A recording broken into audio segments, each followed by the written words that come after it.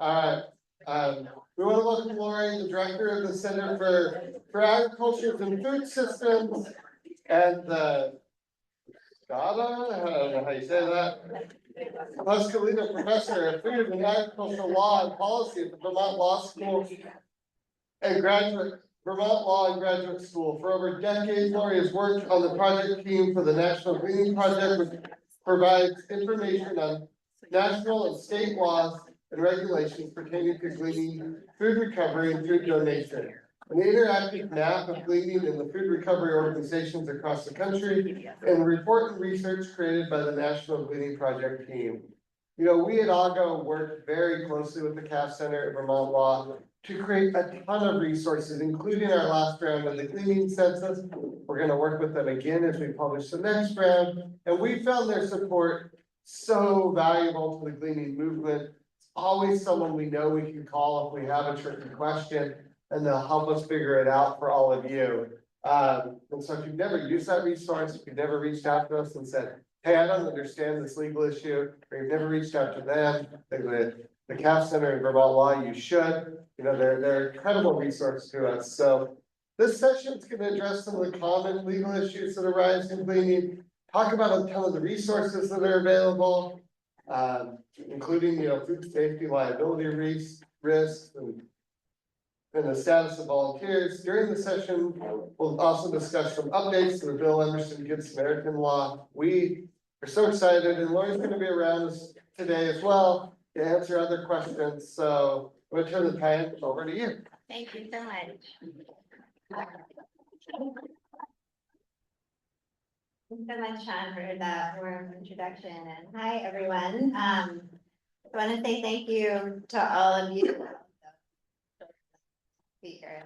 This even came very far up for him. But I just wanted to say thank you all too for all the work that you all do. We really appreciate it.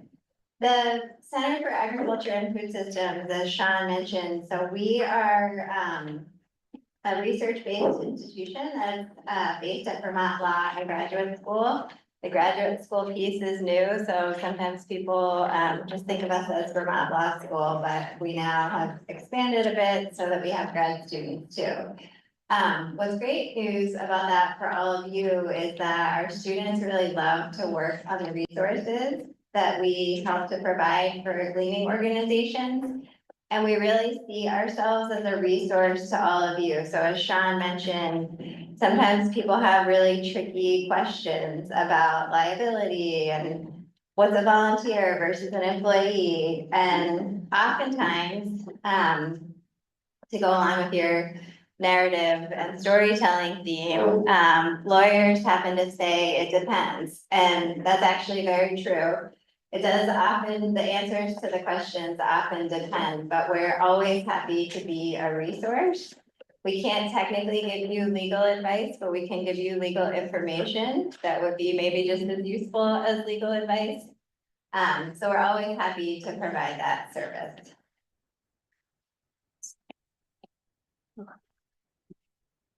Oh, sorry. No, that's fine.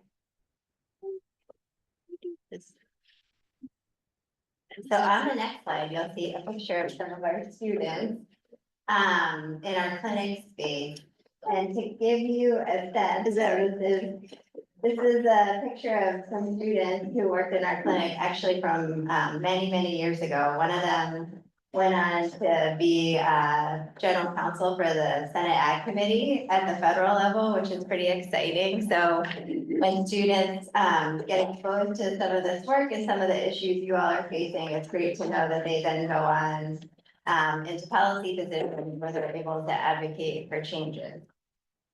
So we work with them. We don't ever do this work in isolation. We always work with our students to provide a academic opportunity for them, but also to be able to produce resources that all of you can use, but we want those resources to actually be responsive to needs that you all have, which is why working with Sean and AGO, whatever. Say however you want. Yeah. Whatever you guys love to call it. It's been so helpful because that can help us aggregate questions and then be able to actually provide answers that will be beneficial to all of you instead of us coming up with ideas of what to work on, which wouldn't necessarily be super useful. For the next slide, thank you.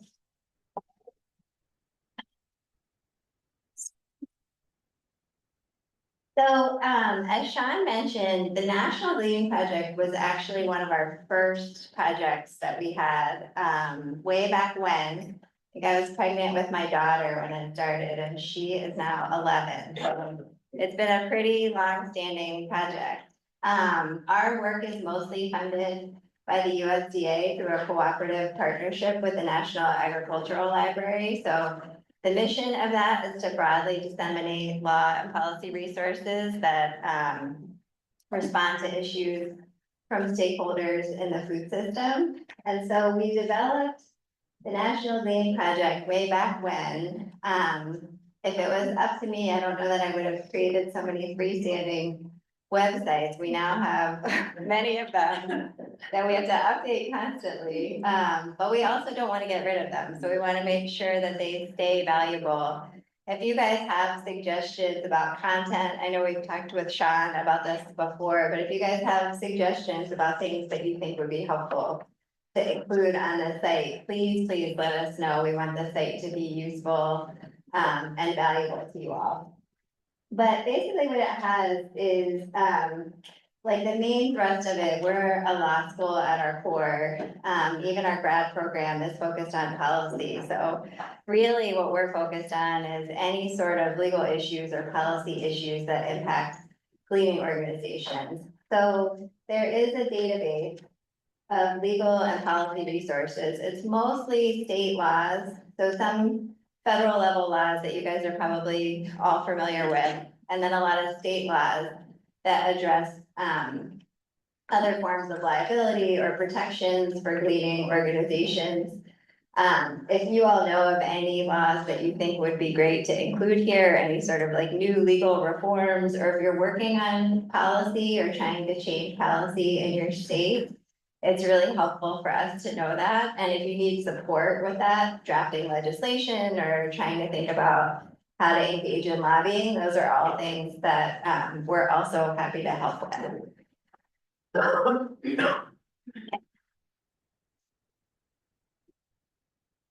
So I'm going to talk through a few of the resources that we've produced, partially in the context of bleeding, but also in response to other issues. We really work across the food system. So one of the guides that I'm going to talk with you guys about that's related to food hubs was created in response to a project partner that we happen to have in Vermont, and just kind of some common questions that came up from food hubs. But if any of you all are using food hubs to be able to do some value added processing, I thought it would be helpful just to talk through some of that with you all too. But we work on farmers market issues, we work on food safety, we work on issues related to farm workers and agricultural labor. So our work really spans the food system. And I know some of those issues sort of like touch on all the work that you all do. This particular resource was one that we heard from a lot of people, that it would be really helpful to have a guide that sort of just walks through some of the food safety issues you might want to be thinking about if you're engaged in any sort of value added production. You guys know there's a few, this resource is specifically focused on food safety. But there are other things that you might want to take into account. So the increased risk of workplace injuries for your staff, OSHA compliance, and workers' comp issues, new tax burdens that you might be taking on if you decide that you're going to engage in this type of work, different contractual relationships that you might enter into, and then obviously the food safety and liability challenges. And I know that most of you probably can't afford necessarily to have legal counsel to help walk you through a lot of these issues. So if any of those others are things that feel like issues where you would benefit from having some resources or fact sheets, or even just conversations about, let us know, because we would be happy to talk through some of those issues with all of you. But really what this guide focuses on are, the federal food safety obligations of gleaning organizations. So I'm sure that all of you in some aspect deal with the Food Safety Modernization Act. Probably mostly the produce safety rule when you're dealing with on-farm activities.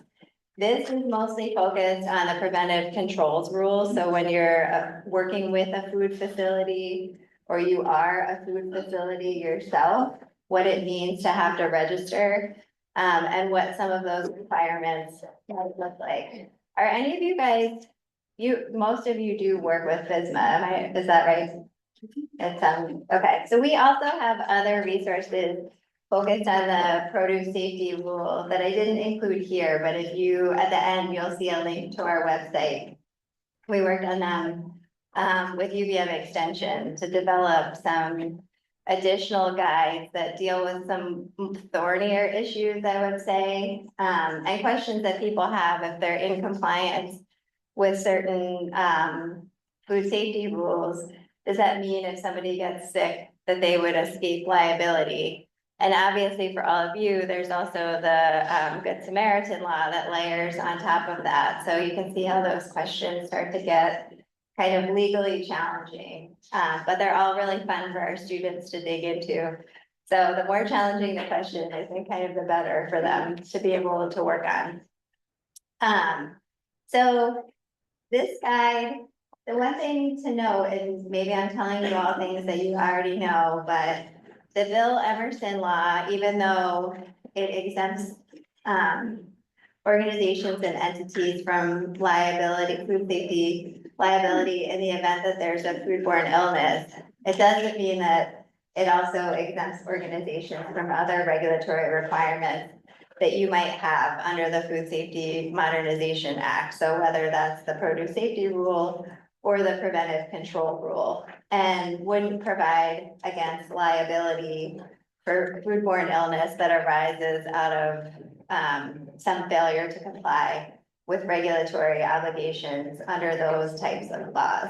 So even though it provides really broad protection, there's still a baseline expectation that organizations and entities are complying with food safety requirements at the federal level, state level, and also at the local level, to the extent there might be ordinances that would come into play.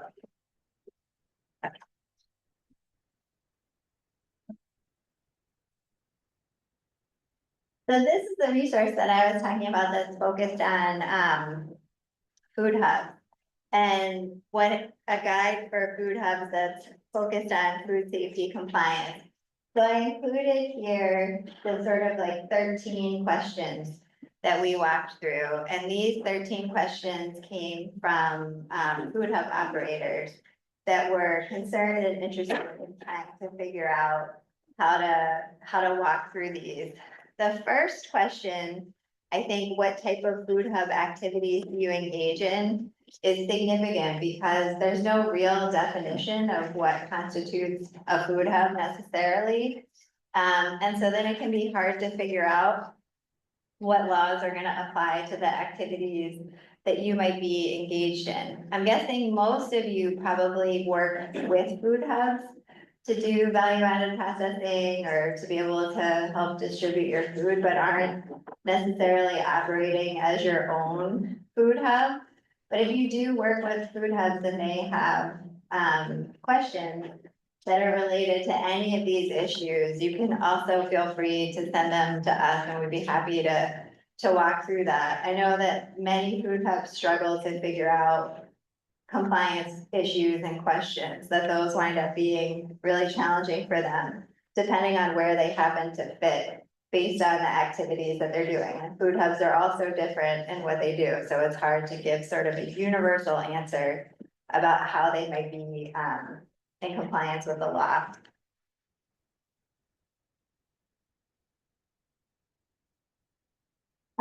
This resource was actually, and this is a question I would say from gleaning organizations that comes up sort of consistently time and time again, in addition to the question about whether or not, gleaning organizations should use liability waivers.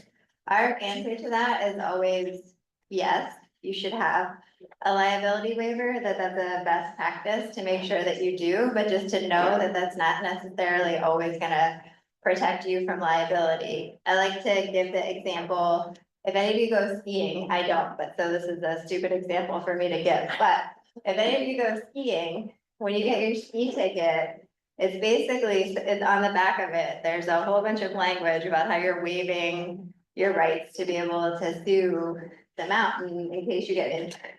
But if you got injured because the ski mountain was negligent in some way, you absolutely can sue them, and people do.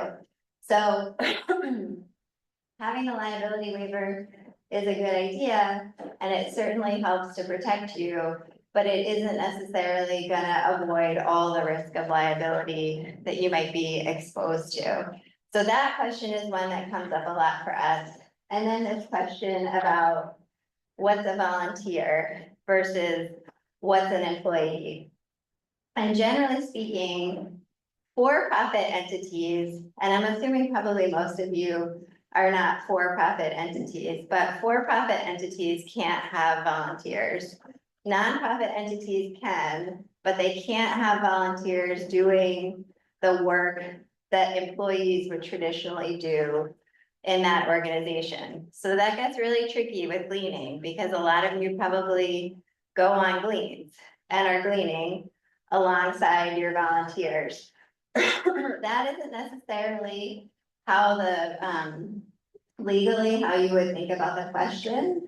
More so, it's about whether the volunteers are doing work on the farm that would be typically getting done on the farm. And because gleaning is collecting what would be considered unmarketable produce, that's not actually what happens on a farm usually.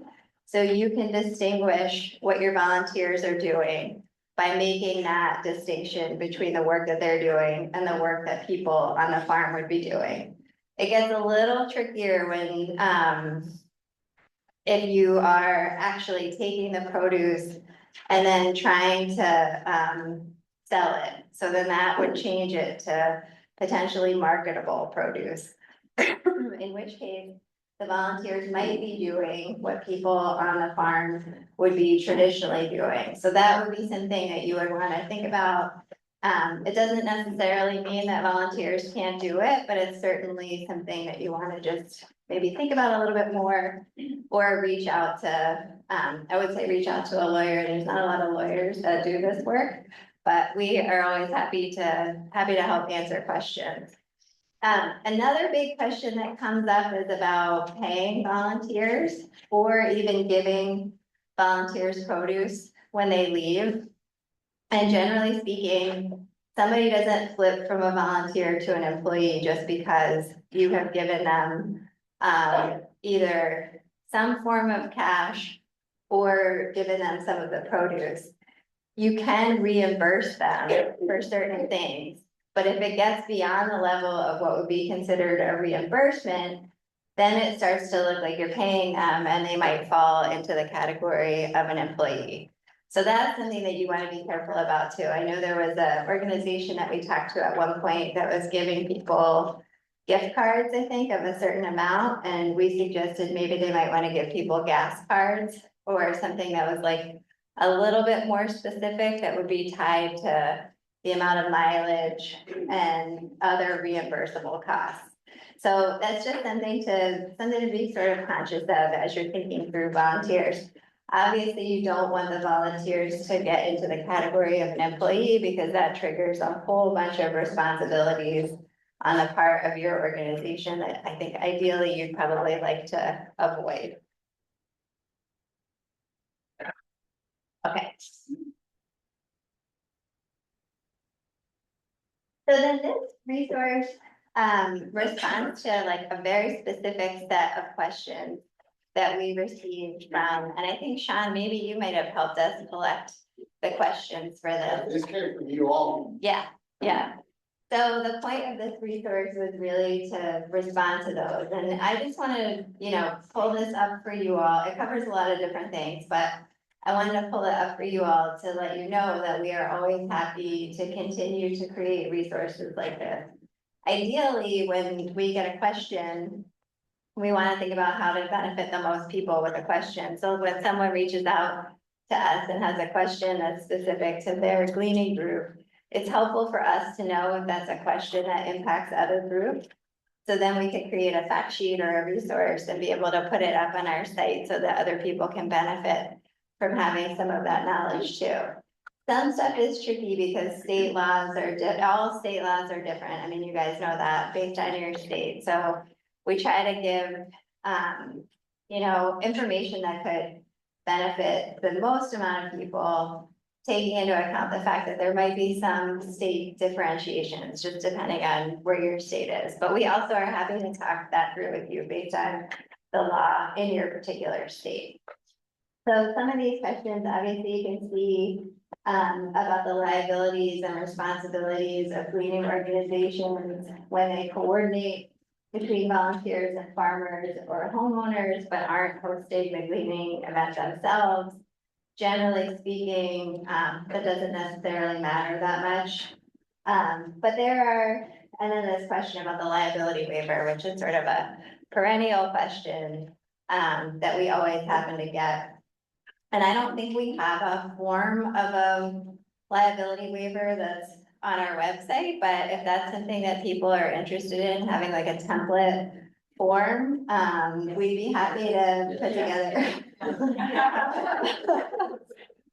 We'd be happy to put something together like that. The one thing I would say is that we probably will leave in, a little section for your own state that's a little bit different. I don't think we could create templates for all 50 states, but you might just want to also double check your state laws to see if we create the template, then we can also provide links to the state laws that might be applicable so that you guys would know where to find those to be able to include that information in the waiver as well. And so I think,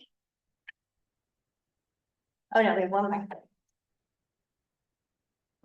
So the update, and you all, I mean, these updates aren't that new, so you all probably are pretty familiar with the updates to the federal Good Samaritan law. Harvard, the Harvard Food Law and Policy Clinic that does a ton of work on food waste. We've been partnering with them on work for 10 years now, I think. And they're in their lane and we're in our lane, and we try to, anytime sort of like traditional food waste stuff comes up, we try to direct that over to Harvard, but they have a ton of great resources. They track the Bill Everson federal law constantly, so they are always putting out resources that are focused on this federal law. So I would say also take a look at some of the resources that they have available on their site. But there are we had a student that worked on this. There are two key amendments that came out in 2023. And one is the addition of what's called the Good Samaritan reduced price provision. So that allows nonprofits to distribute donated food for a nominal fee. And the fee, like similar to the reimbursement, if you're thinking about it along the lines of what does it look like to reimburse a volunteer, same kind of idea. It can cover reasonable costs related to handling, transportation, packaging, or storage without forfeiting protection under the act. So that was a great amendment that came through in 2023. Also, the concept of qualified direct donors, which expanded the category of people that could now be donors to include other types of entities like retailers, processors, restaurants, wholesalers, and also school food authorities. So all of those groups can also now donate food directly under the 2023 amendments, which is a big change to the law. And I think Harvard probably was pretty instrumental in trying to advocate for some of those changes to expand protections under the act.